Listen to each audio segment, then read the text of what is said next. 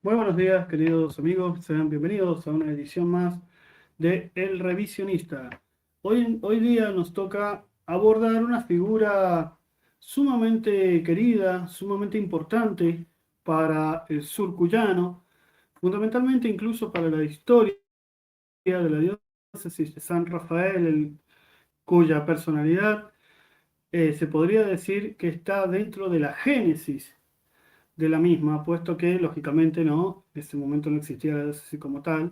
No obstante, esta figura tiene una relevancia histórica fundamental, puesto que sin su ayuda, San Martín, a San Martín se le hubiese sido sumamente imposible o sumamente difícil poder atravesar los pasos cordilleranos. Estamos hablando aquí de la figura de Fray Francisco Inalicán, monje franciscano, sacerdote franciscano, que misionó dentro de nuestras tierras, fundamentalmente en la capilla, estuvo para nosotros, ¿no?, en lo que es la primigenia capilla de Nuestra Señora del Carmen, posteriormente, ¿no?, parroquia, la primer parroquia de San Rafael, de la antigua San Rafael, la primera parroquia de la diócesis, si se quiere, en su momento, eh, de una de las parroquias históricas, ¿no?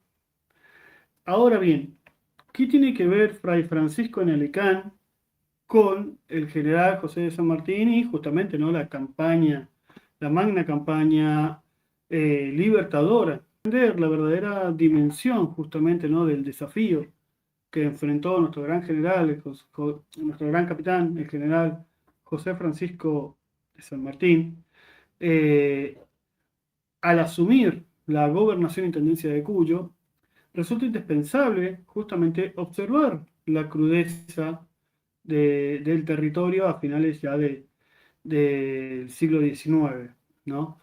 Eh, es decir, hacia allá fines de 1814, tras la derrota de Rancagua, la consecuente reconquista española de Chile. Por un lado tenemos la cordillera de los Andes, que es un muro natural y que justamente incluso como diría el licenciado Antonioni, los españoles no se atrevían a cruzar, decían que era imposible.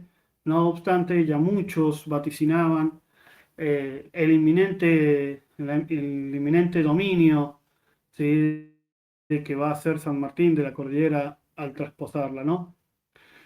No obstante, este muro natural, ¿sí?, evidentemente complejo, porque también tenemos que entender que la cordillera de los Andes es la más larga y ancha del planeta, donde hay picos de más de 6.000 metros de altura, se dirige el Aconcagua, ¿sí?, de su nombre en realidad deriva del huarpe Milcayac, Acoahuac, ¿sí?, gran centinela de piedra, dividida en tres, ¿sí?, en tres partes: la precordillera, la cordillera y la cordillera del Tigre, ¿sí?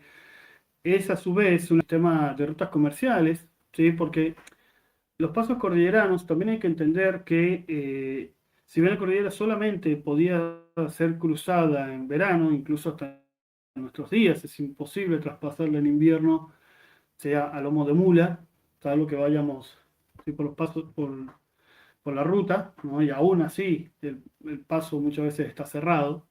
Imagínense más a inicios de este siglo, ¿no?, del siglo XIX, 1816, 1817. ¿Sí? Es sumamente imposible cruzarla en invierno. No obstante, en verano, los vaqueanos constantemente, y los indios, los cruzaban, establecían las relaciones comerciales con los realistas del otro lado, ¿no? Del otro lado, ¿quién tenemos también? A los realistas bajo el mando del general Marcó del Pont, ¿sí?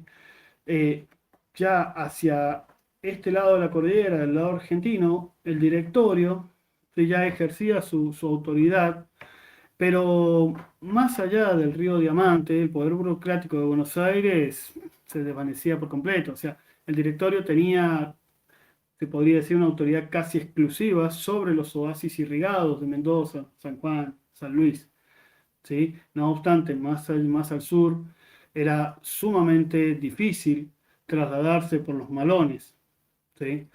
eh, este extenso territorio, ¿sí? Meridional, no era un desierto demográfico, ¿sí? Como nos ha querido realizar y meter en la cabeza la ideología crista, sarmientista, ¿no? Sino que justamente era un espacio regido y gobernado por estos pueblos aborígenes, ¿sí? Que van a tener un dominio muy grande, ¿no? Y que van a atacar paulatinamente por medio de los malones pobladores criollos, ¿no? No es por muchos conocido, ¿no? El fuerte que cumplió, ¿no? Más adelante lo vamos a abordar, el fuerte de San Rafael, el fuerte de San Carlos, los enormes problemas que van a tener con el indio, hasta incluso después de la generación del 80, después de la segunda campaña del desierto, la primera campaña del desierto de Rosas, donde va a establecer pactos con los indígenas, ¿sí? Pero esta frontera fue realmente una tierra de conflictos, ¿sí? Ahora bien, ¿qué pueblos estaban ubicados o dentro de estas tierras de frontera? ¿Sí? Fundamentalmente en lo que es Cuyo, en lo que es Mendoza, en la parte del oasis y las lagunas de Guanacache, vamos a tener a los tribus huarpes, ¿sí? Fundamentalmente gran parte de Mendoza las tribus huarpes, más al sur, ya con lo que va a ser Malargüe, tenemos a los puelches y los pehuenches, ¿sí? Que también hay que aclarar aquí una cuestión, y es que los pehuenches, como su nombre lo menciona, provienen de la tierra del Pehuen, la tierra del Neuquén, lo que hoy es conocido como Neuquén. No obstante, ¿qué sucedió? Con las invasiones, con las paulatinas invasiones del pueblo araucano proveniente de, como diría, la zona de la Araucaria, es decir, del sur de Chile, y sus incursiones permanentes en el sur y en la Patagonia Argentina, van a esclavizar, van a desplazar paulatinamente a las tribus aborígenes que vivían en estos territorios.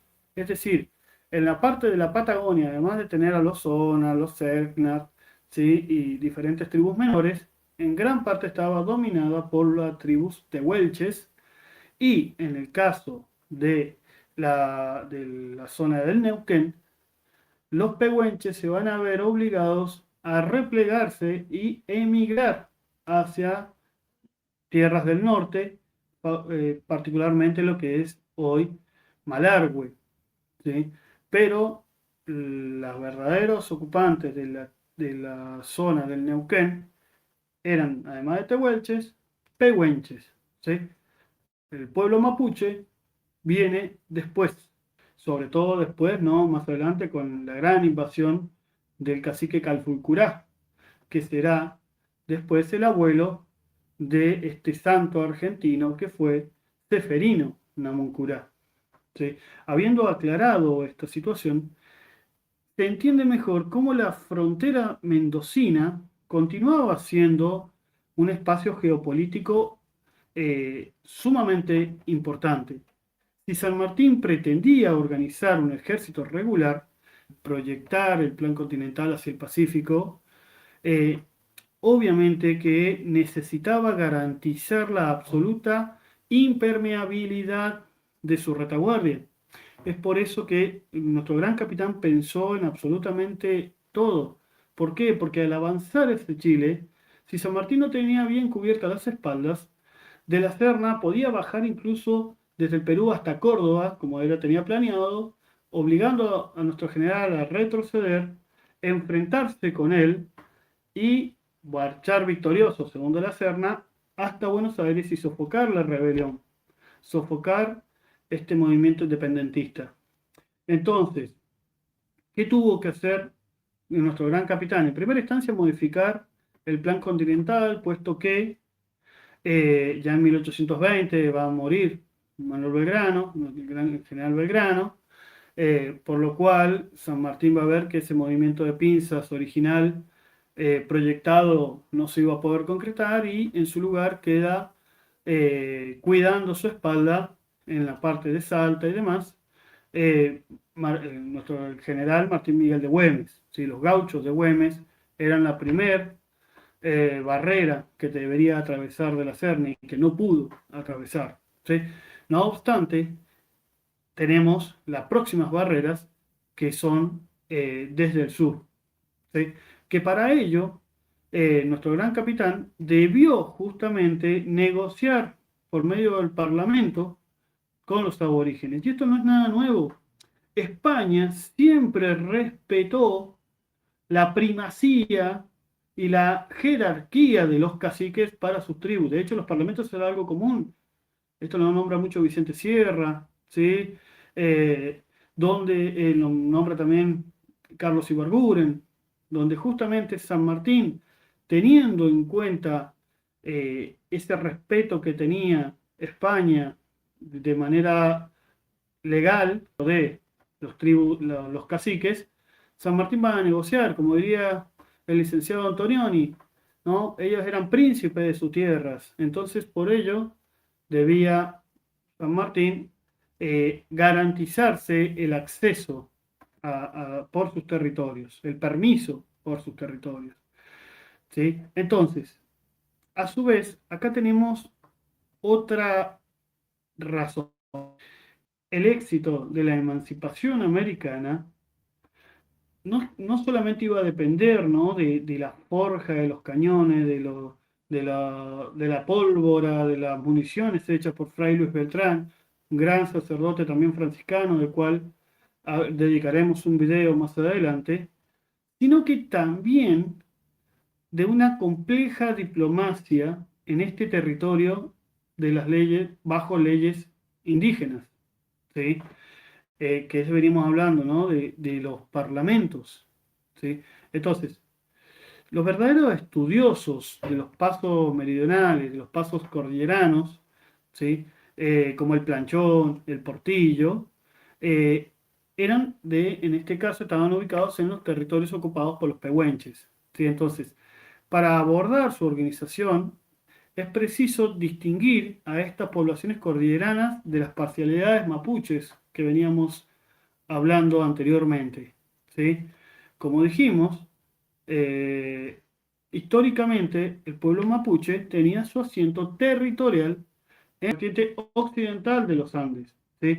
Sin embargo, bueno, como vamos a decir, ¿no?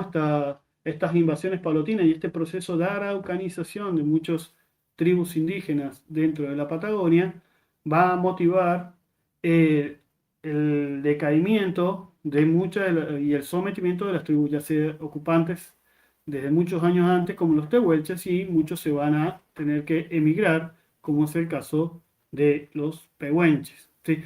Y paulatinamente se van a empezar a crear estos malones, que eran un grupo de indígenas, ¿sí? Donde ya no tenían una organización específica, no tenían ya una etnia específica, sino que por el proceso de araucanización y el mestizaje eran grupos que atacaban, robaban, saqueaban, a las mujeres se las llevaban como segundas esposas, justamente van a ser, ¿no? De la hija, siendo hijo de una cautiva, Seferino Namucurá, hoy santo de la Iglesia Católica. ¿Sí? Entonces, en primera instancia hay que entender, ¿sí? Que eh, dentro de la historiografía argentina, y fundamentalmente uno de los ataques más realizados por el marxismo y el liberalismo, es enrostrarnos o mentirnos respecto de la importancia de la iglesia dentro de la región, en este caso Argentina, ¿sí? Donde ya se han encargado de refutar los padres Cayetano Bruno, el padre Guillermo Furlong, ¿sí? Donde justamente van a demostrar cómo la iglesia, lejos de ser una institución meramente de poder, la iglesia va a evangelizar. De hecho, hay que entender que el sur cuyano fue históricamente tierra de misión, donde pocos llegaban. No era lo mismo misionar en México, ya después de la conquista y la evangelización, en sus primeros ya con los aztecas, sino, o en el Perú, en el corazón del virreinato, sino a otra cosa muy diferente era misionar en tierras tan alejadas como Cuyo, que dependía de la capitanía de Chile. Es decir, sacerdotes que iban a tener que cruzar la cordillera o venir directamente desde Buenos Aires a estas tierras desoladas. ¿Sí? Entonces, hay que entender aquí la enorme figura y la enorme labor que van a hacer las órdenes mendicantes, como los jesuitas, los mercedarios y fundamentalmente en este caso los franciscanos. Dicho sea de paso, también los invito, está a la preventa los tomos 8 y 9 y 10 y 11, 8 y 9 de los Oblatos de María Inmaculada, pero también los tomos 10 y 11 dedicada a la evangelización del sur mendocino por parte de los franciscanos. De la colección Historia Eclesiástica de la Diócesis de San Rafael, obra de mi autoría, están disponibles las preventas de estos tomos, de estas dos obras prontas a salir. Volviendo con esto, ¿sí? Hay que comprender, ¿sí?, cómo en este complejo ya entramado fronterizo emerge esta figura de Fray Francisco en Alicán. La biografía documentada nos revela, ¿sí?, a un arquetipo de mediador cultural. Fray Francisco en Alicán, ¿sí?, nació en el oeste de la cordillera de los Andes, en la Araucaria chilena, cuna del pueblo mapuche. Es así como esta filiación le otorgaba al Fray Francisco en Alicán el mapudungún como lenguaje materno, y a su vez su entrada ya en la orden franciscana le va a permitir depurar y complejizar y comprender su realidad y este perfeccionamiento de su cultura, de identidad, ¿sí? Y le suma esta sólida formación teológica, filosófica y del derecho hispánico. Es así como Fray Francisco en Alicán convergen estas dos realidades.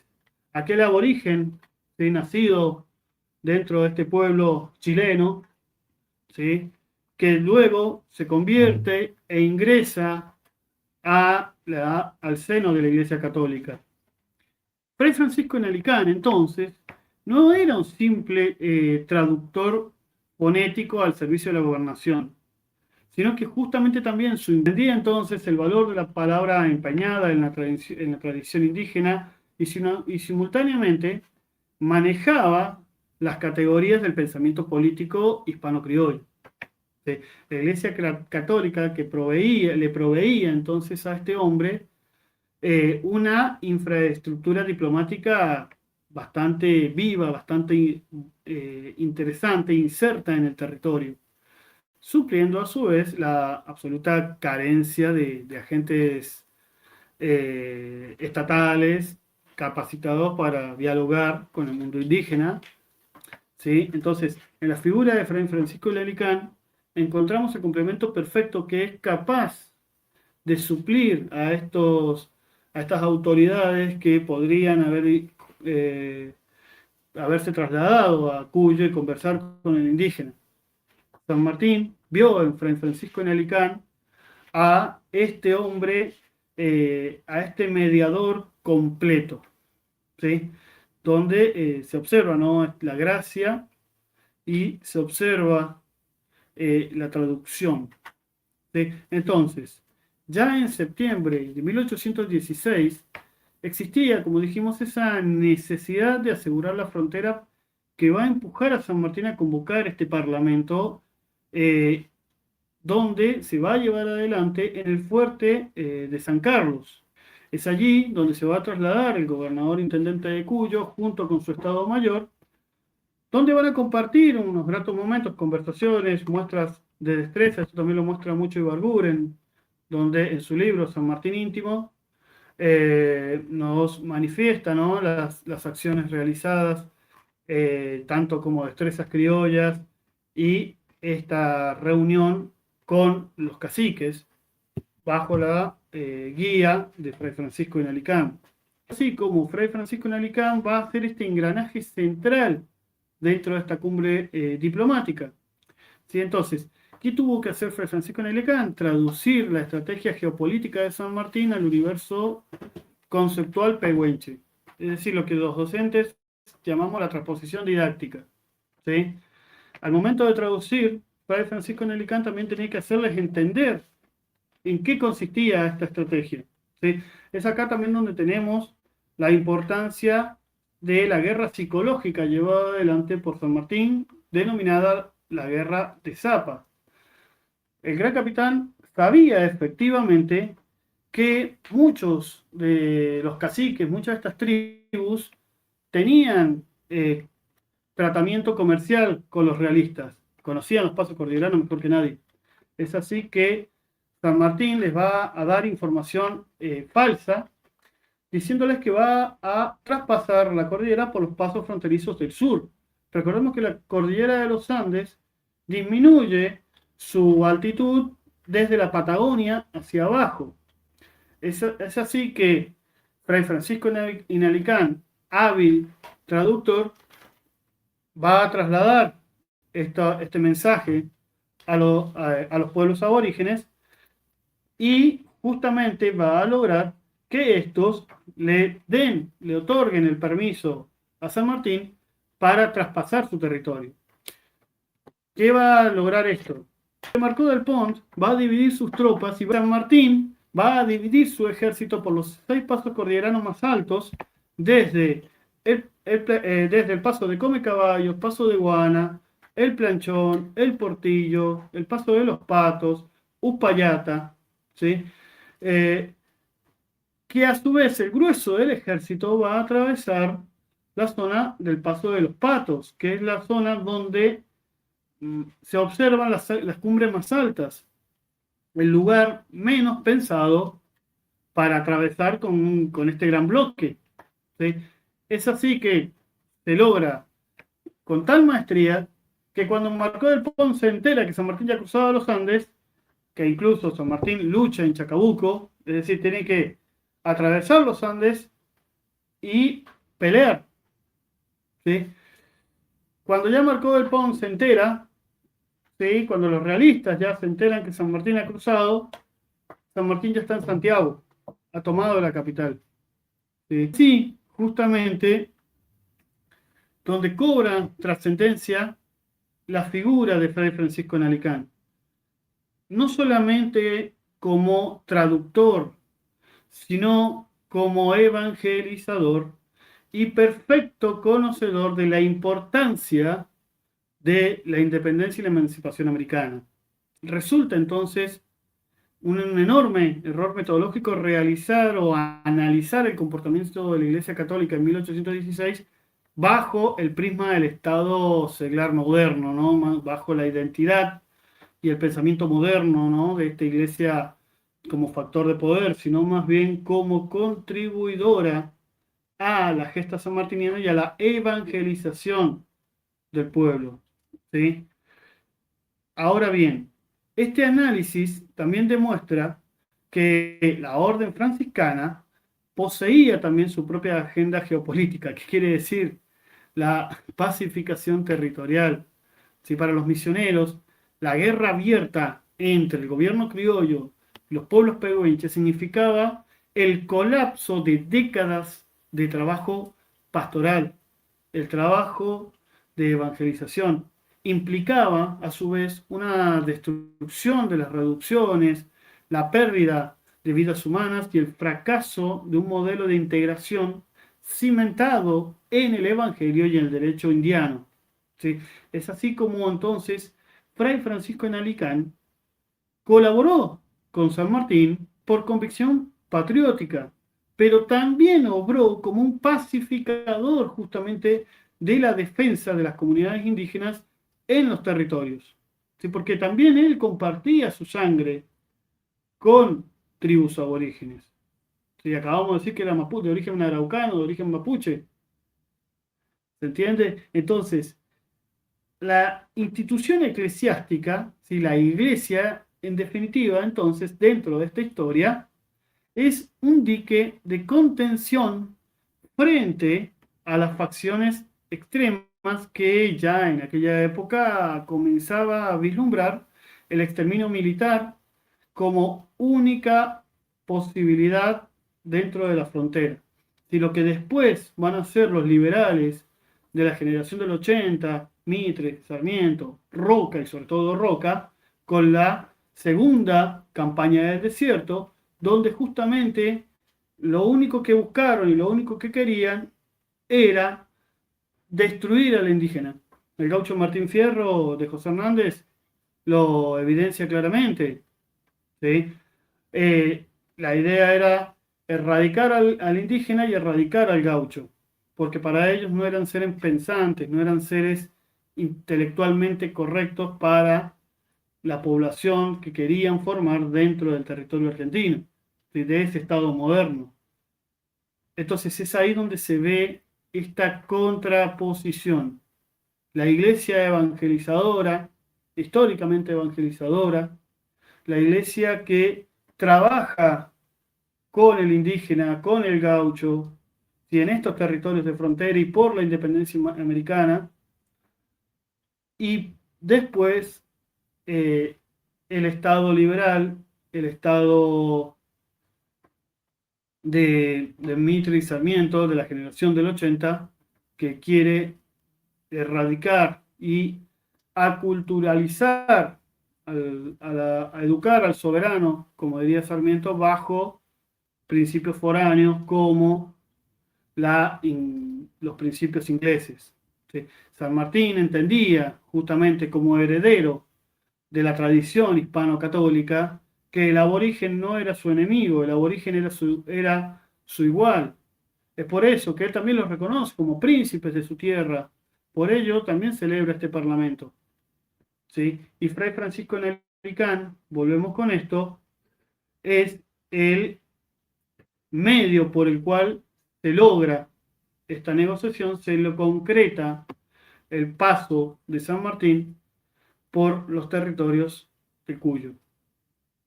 Entonces, el silenciamiento de la historia oficial de figuras como, por ejemplo, Fray Nalicán y la minimización justamente de los pueblos y de los parlamentos indígenas en los relatos, no obedecen justamente a la escasez de documentos, sino al silenciamiento de estos.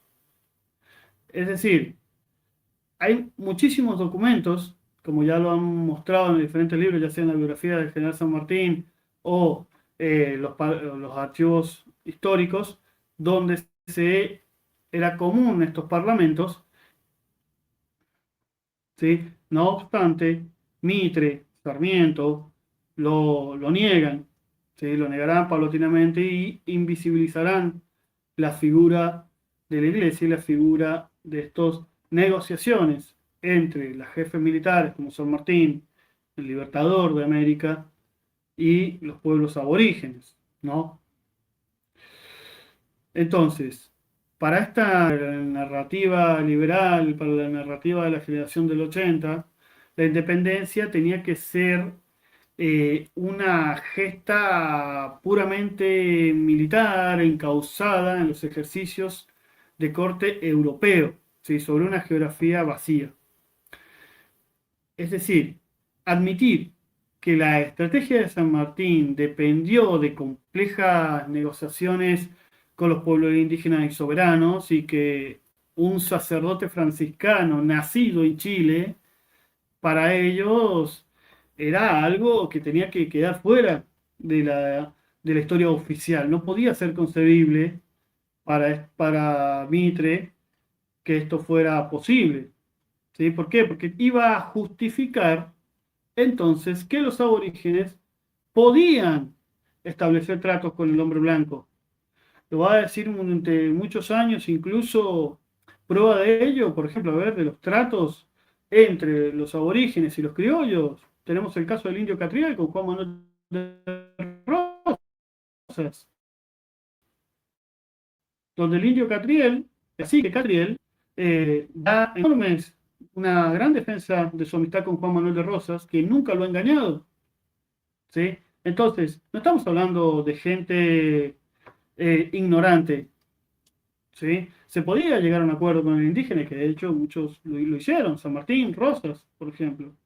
No obstante, la historiografía oficial nos los vende como eh, criaturas o como personajes totalmente belicosos, que sí lo eran, algunas tribus sí eran totalmente belicosas, los pampas, los ranqueles, pero los pueblos huarpes eran pacíficos, los tehuelches eran tribus pacíficas, que sí iban a la batalla, pero en su gran mayoría eran pacíficos, que fue lo que motivó y facilitó que Calfucurá, sus secuaces y anteriormente también los araucanos los avasallaran. ¿Sí? Entonces, esto también nos demuestra, ¿no?, esta dualidad entre la historiografía oficial y el revisionismo histórico que vino justamente a desmontar estas mentiras. Entonces, reivindicar a Fray Francisco en Alicán, no solamente en Mendoza, sino también en toda Argentina. ¿Por qué? Porque la independencia argentina, que se gestó en Cuyo, abarcó y trajo sus consecuencias para toda Hispanoamérica. ¿Sí? Inalicán no despreciaba a San Martín, sino que por el contrario, va a engrandecer su dimensión como estadista. ¿Sí? Nos revela justamente este respeto de Fray Inalicán por San Martín en mostrar a un líder capaz de comprender que la complejidad cultural de su tiempo y que no dudó en apoyarse en la sabiduría secular de la Iglesia Católica y de la diplomacia de las naciones indígenas, ¿sí?, para garantizar la libertad de medio continente. ¿Sí?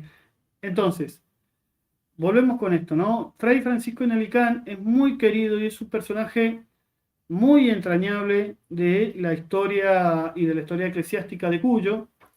Eh, Como dijimos, misionó en lo que fue el Fuerte del Diamante, que fue construido, que dicho sea de paso, fue construido por petición también de la cacica Josefa Rocco, ¿sí? Y que después de los años, después de su muerte de Fray Francisco Nelicán, va a llegar a la parroquia, cuando la misma ya es parroquia, se convierte en parroquia Nuestra Señora del Carmen, más adelante, el padre Manuel Marco, ¿sí? Entonces, eh, volvemos a decir esto, ¿no? Fray Francisco Inalicán es parte de la génesis, de lo que yo denomino la génesis de la diócesis de San Rafael, lo que después va a ser la diócesis de San Rafael, porque también llevó adelante una enorme labor misionera y evangelizadora de estos territorios. Lo que hoy es la Villa 25 de Mayo, anteriormente era el antiguo San Rafael, después de su traslado en el año 1903 a la actual, a lo que era anteriormente la colonia francesa, las tierras de Iselín, hoy el nuevo San Rafael. Y entonces vemos aquí esta unión cultural e histórica entre el monje franciscano y San Rafael. Y ahora entablamos justamente la importancia de Fray Francisco en Alicán para la independencia argentina. Sí. Los invito a seguir este contenido, a darle me gusta, a, a dejar su comentario y a suscribirse a este canal, donde continuaremos más sobre historia regional, la historia eclesiástica de Cuyo, fundamentalmente la historia eclesiástica de la diócesis de San Rafael, y abordaremos también diferentes otras temáticas referidas a la historia, la filosofía y la apologética. Si te gustó este contenido, dale like, me gusta, activa la campanita y seguimos. Muchísimas gracias.